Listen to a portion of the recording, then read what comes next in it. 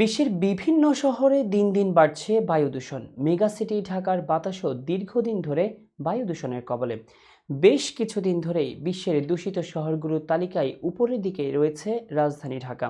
শনিবার সকালেও বিশ্বের দূষিত শহরগুলোর তালিকার শীর্ষে রয়েছে ঢাকা।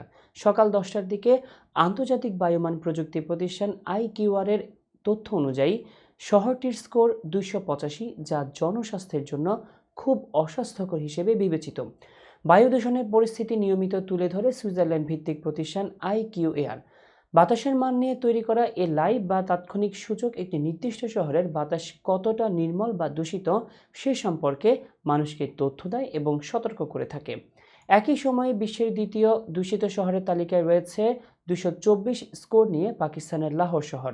এছাড়া 201 স্কোর নিয়ে তৃতীয় অবস্থানে রয়েছে মঙ্গোলিয়ার উলানবাটর শহর। 194 স্কোর নিয়ে চতুর্থ অবস্থানে রয়েছে আফগানিস্তানের কাবুল এবং পঞ্চম অবস্থানে থাকা উগান্ডার কাম্পালার স্কোর 191।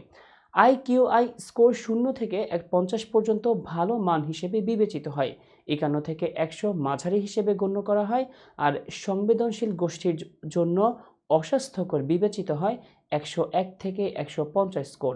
স্কোর 151 থেকে 200 হলে তাকে অস্বাস্থ্যকর বায়ু বলে মনে করা হয়। 201 থেকে 300 এর মধ্যে থাকা AQI স্কোরকে খুব অস্বাস্থ্যকর বলা হয়। এই অবস্থায় শিশু, প্রবীণ এবং অসুস্থ রোগীদের বাড়ির ভিতরে এবং অন্যদের বাড়ির বাইরের কার্যক্রম সীমাবদ্ধ রাখার পরামর্শ দেওয়া হয়ে থাকে। এছাড়া 301 থেকে 400 এর মধ্যে থাকা AQI ঝুঁকিপূর্ণ বলে বিবেচিত হয়, যা নগরের বাসিন্দাদের জন্য গুরুতর স্বাস্থ্য ঝুঁকি হিসেবে বিবেচিত হয়ে থাকে।